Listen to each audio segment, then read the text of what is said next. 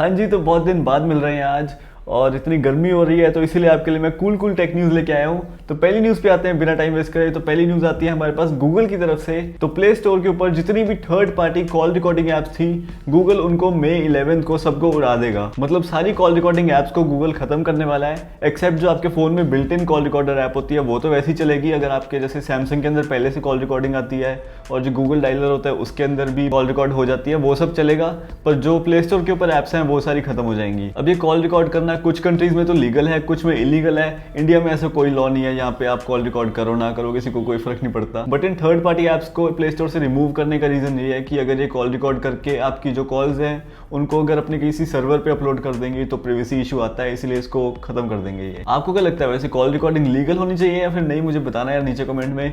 मेरे हिसाब से तो ठीक है, क्या फर्क पड़ता है, कोई कॉल रिकॉर्ड कर रहा है करता रहे, हमारा क्या जा रहा है, साथ में प्रूफ रहता है अपने पास। और अगर मैं अपनी बात बताऊं तो मैंने जो साथ में एक एंड्रॉइड फोन रखा हुआ है, इसका one of the main reason call recording ही है। वैसे बाकी सारे काम इस आईफोन पे होते हैं, बट कॉल रिकॉर्डिंग और छोटे मोटे और काम जो होते हैं वो इस एंड्रॉइड फोन में हो जाते हैं। फिर अगली न्यूज़ यहाँ पे हमारे पास एप्पल की तरफ से आती है। अगर आपके पास एप्पल का मैगसेफ बैटरी पैक है तो उसके अंदर एक फर्मवेयर अपडेट आया है। हाँ, बैटरी पैक के अंदर आपके पास फर्मवेयर अपडेट आ रहा है। इसकी चार्जिंग परफॉर्मेंस में इंप्रूवमेंट आई है और इनके हिसाब से अब ये 70% मोर पावर देगा आपके फोन को। मुझे बात समझ नहीं आई कि एक पावर बैंक के अंदर ये चार्ज को कैसे बढ़ा सकते हैं उसके अंदर सॉफ्टवेयर अपडेट निकाल के।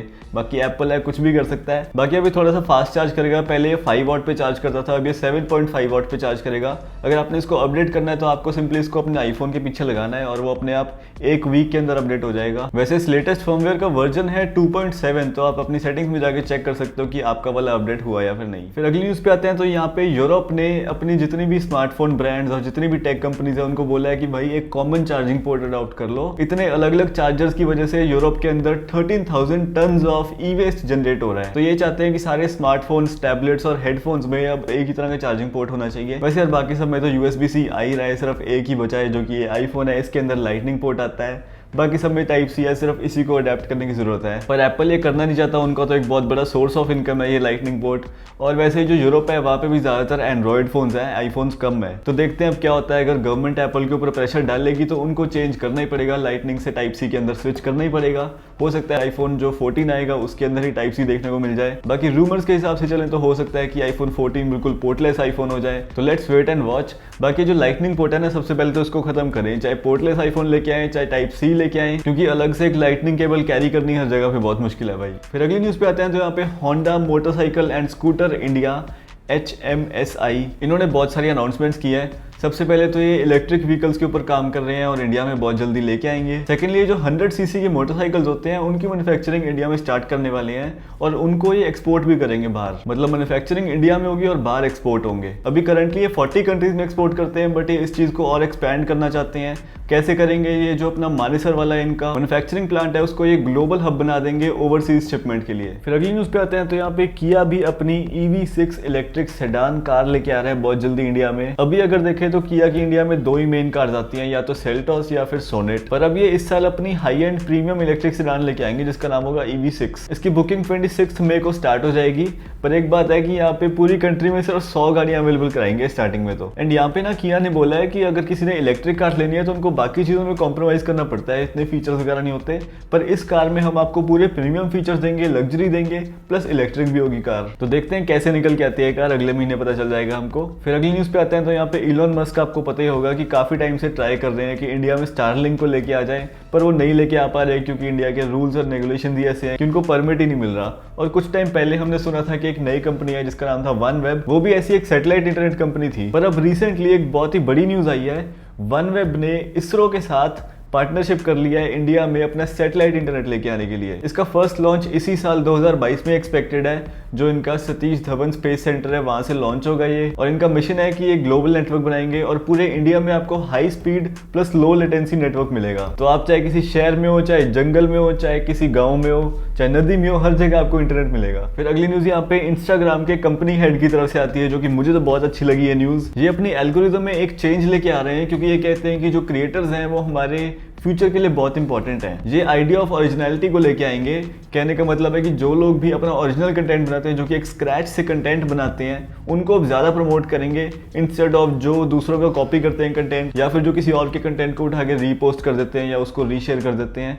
इन सब चीजों को आजकल ज्यादा प्रमोट कर रहे हैं इंस्टाग्राम। जो लोग खुद बना रहे हैं उनको प्रमोट कर नहीं रहा, क्योंकि आपको पता ही है वायरल सॉन्ग्स के ऊपर लिपसिंग करके लोग 5 मिनट में वीडियो बना देते हैं, उसको अपलोड कर देते हैं और उस पर मिलियन व्यूज आ जाते हैं। जबकि हमारे जैसे टेक क्रिएटर्स जो इन्फॉर्मेटिव रील्स बनाते हैं, उनको एक रील बनाने में कितनी रिसर्च करनी पड़ती है, कितना टाइम उनको शूटिंग में एडिटिंग में लगता है, पूरा पूरा दिन लग जाता है एक रील बनाने में, उनके कुछ हजार व्यूज ही आते हैं। तो चलो कुछ तो फायदा हुआ अब इंस्टाग्राम की तरफ से। बाकी अगर आप मेरे इंस्टाग्राम की रील्स देखना चाहते हो तो इस पे फॉलो कर सकते हो मुझे। मैं ऐसी रोज रील्स डालता रहता हूँ इन्फॉर्मेटिव वाली। और हाँ, ऐसी एक्टिंग या लिपसिंग नहीं करता, मैं ओरिजिनल कंटेंट बनाता हूँ। फिर अगली न्यूज पे आते हैं। तो यहाँ पे आईफोन 11 बहुत जल्दी डिसकंटिन्यू हो सकता है। मतलब जब आईफोन 14 लॉन्च होगा उसके बाद आईफोन 11 डिसकंटिन्यू होने के बहुत सारे चांसेस हैं, क्योंकि ये 2019 में लॉन्च हुआ था और अब 3 साल तो हो ही चुके हैं। और अभी इसका स्टार्टिंग प्राइस है 45,000 के आसपास, क्योंकि इंडिया में मैन्युफैक्चर होता है, इंडिया में बनता है। बाकी ऐसा है कि अगर डिसकंटिन्यू हो भी गया तब भी जो ऑनलाइन वेबसाइट्स हैं, फ्लिपकार्ट, अमेजॉन वगैरह, वहाँ पे आपको तब भी मिलेगा, या किसी के पास कोई पुराना स्टॉक पर है तब भी आपको वो कम रेट में मिल जाएगा। एंड अगर आपको ये डाउट है कि उसकी वारंटी आपको मिलेगी या फिर नहीं, तब वारंटी आपको पूरी मिलेगी। बस एप्पल मैन्युफैक्चरिंग बंद कर देगा आईफोन 11 की, वैसे वारंटी वगैरह सारा कुछ आपको पूरा मिलेगा। फिर अगली न्यूज पे आते हैं। तो यहाँ पे गूगल पिक्सल 6a जो कि एक मिड रेंज स्मार्टफोन होने वाला है गूगल की तरफ से। इसके अंदर चिप तो वही होगी जो पिक्सल 6 और पिक्सल 6 प्रो में है, जो टेंसर चिप है इनकी, पर इसमें कुछ फीचर्स मिसिंग होंगी, जैसे कि एक मोशन मोड आता है इनके कैमरे के अंदर, वो मिसिंग होगा। इसमें क्या है कि जो स्टैटिक इमेजेस हैं उसके अंदर आप मोशन ब्लर डाल सकते हो बाद में खींचने के बाद भी, जिससे कि थोड़ी ऐसे ब्लरी इफेक्ट्स आ जाता है फोटो के अंदर। इस तरह की कुछ चीजें मिसिंग हो सकती हैं, क्योंकि प्राइस कम है तो कुछ डिफरेंस तो डाल नहीं है अब इन्होंने। बाकी जो कैमराज होंगे ना इसके अंदर, वो पिक्सल 5a वाले होंगे, जो 12 मेगापिक्सल का मेन कैमरा और 12 का ही ultra wide camera. But photo quality वगैरह ऑब्वियसली बहुत अच्छी होगी, पिक्सल फोन है तो फोटोज तो अच्छी ले गई। एंड इसकी लॉन्च डेट अगले महीने एक्सपेक्टेड है मई 11 को, जब गूगल I/O होगा। फिर अगली न्यूज पे आते हैं। तो यहाँ पे आईफोन 14 आएगा ना इस साल, पर यहाँ पे हमारे पास आईफोन 16 की लीक्स आ रहे हैं जो कि 2024 में आने वाला है। तो मिंची को, जो कि एक बहुत ही ट्रस्टेड लीकर है, इनके हिसाब से आईफोन 16 ऐसा पहला आईफोन होगा जिसके अंदर ट्रूली आपको मतलब पूरी फुल स्क्रीन देखने को मिलेगी। मतलब अंडर डिस्प्ले कैमरा के साथ साथ जो फेस आईडी होती है वो भी अंडर डिस्प्ले होगा। मतलब पूरी स्क्रीन आपको आईफोन के अंदर 2024 में देखने को मिलेगी। अब आप सोच रहे होगे कि ये लोग तो ऐसे ही तुक्के मार देते हैं, इनको क्या पता कि आईफोन 16 में क्या होने वाला है। तो यार देखो, ऐसा है कि ये जो बाकी चाइनीज मैन्युफैक्चरर्स है ना,